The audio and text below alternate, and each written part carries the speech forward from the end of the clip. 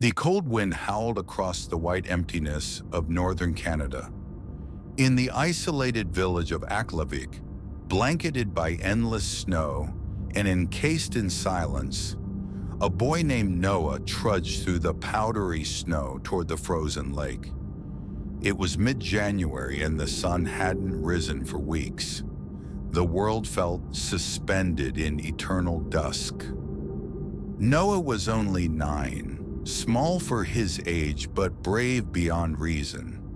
He had grown up in Aklavik, where winters bit deep and silence was a way of life. But lately there had been something off about the lake, something even the huskies refused to approach. The surface of the frozen lake glistened beneath a cloud-filtered moonlight. Noah loved coming here despite the warnings, often to skip stones or pretend he was an Arctic explorer. On this day, something pulled at him more urgently. He crouched near the edge of the lake, curiosity piqued by a strange formation in the ice. Tiny cracks forming a perfect circle, about the size of a dinner plate.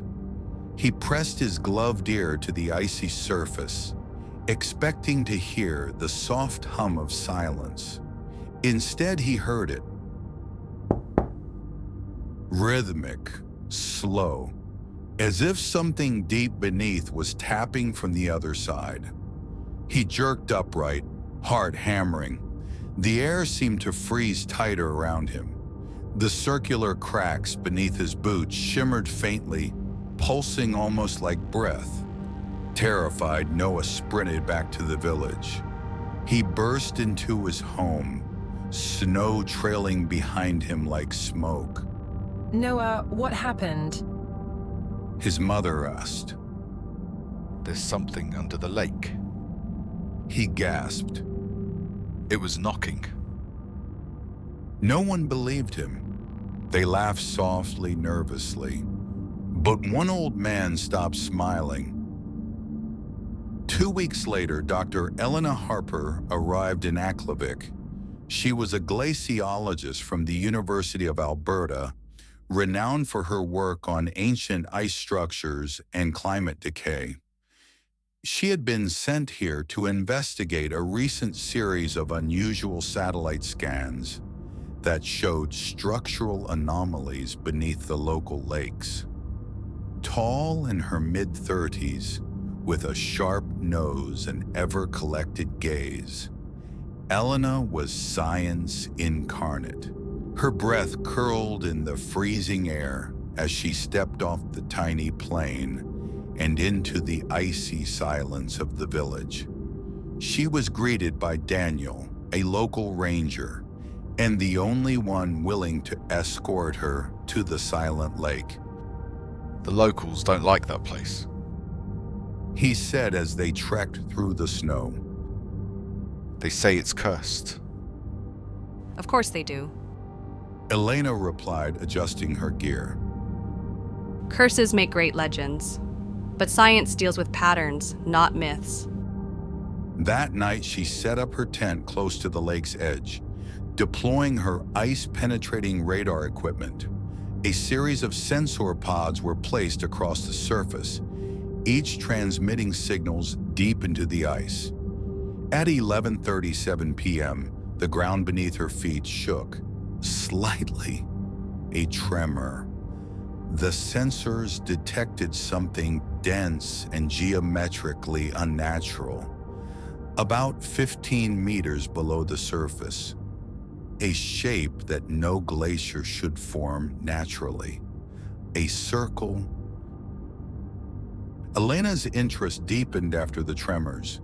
She sought out Thomas Gray, the oldest living resident of Aklavik, who once worked as a surveyor in his youth. His cabin was filled with dusty relics, old maps, and brittle documents. In the attic, buried beneath war medals and a rusted lantern, Elena discovered a leather-bound journal dated 1910. It belonged to a British explorer named Cormac Bell, who had vanished during an Arctic mapping expedition.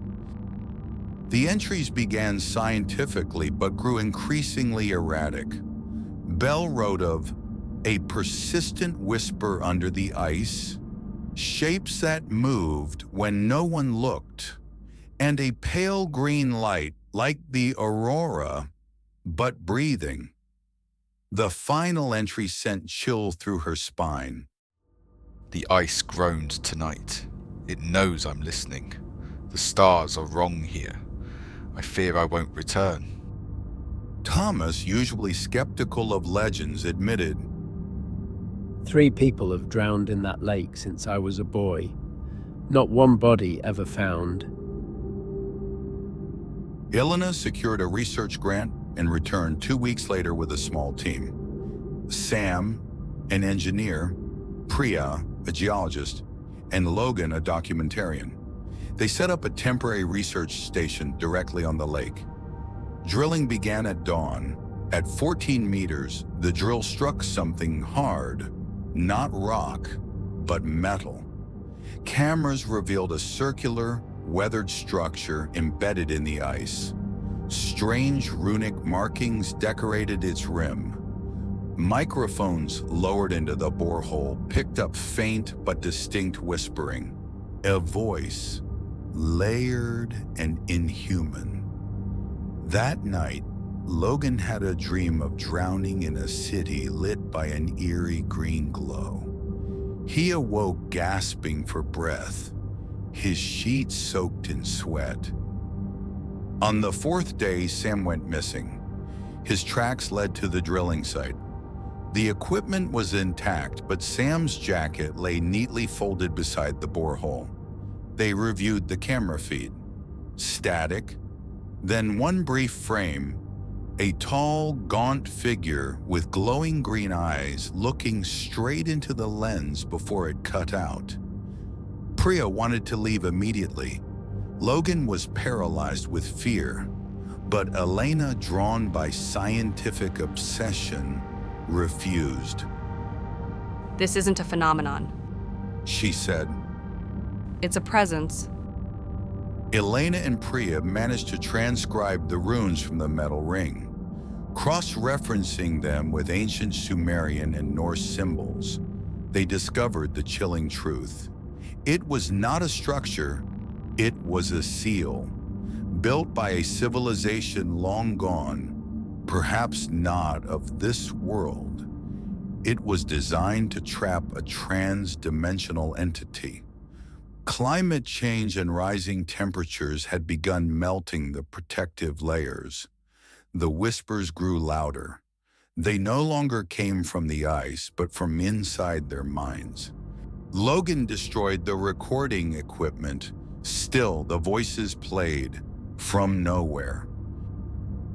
A violent tremor cracked the lake open. The circular structure rose slowly from the depths, ice crumbling off its surface, glowing with ethereal blue-green light. Something emerged, a shape not quite humanoid, translucent, tall, watching. It hovered silently, exuding presence. Priya fled into the trees. Logan dropped to his knees, whispering in tongues. Elena stood frozen, her breath forming shapes in the air. Then the being slowly descended back into the breach. The ice began to reform over it. The sky turned silent again. No one ever found Elena. The breach sealed itself within days. A year later, a new team arrived to study glacial activity. The ice was smooth, quiet, no anomalies. But one researcher, gazing deep into the clear ice, claimed to see a shape beneath. A figure in a parka, face frozen, eyes still open. That night, the whispers returned. The lake remembers. If you enjoyed this chilling and mysterious tale, don't forget to like this video if it made your spine tingle, subscribe to the channel so you won't miss the next story in the mystery series, and comment below.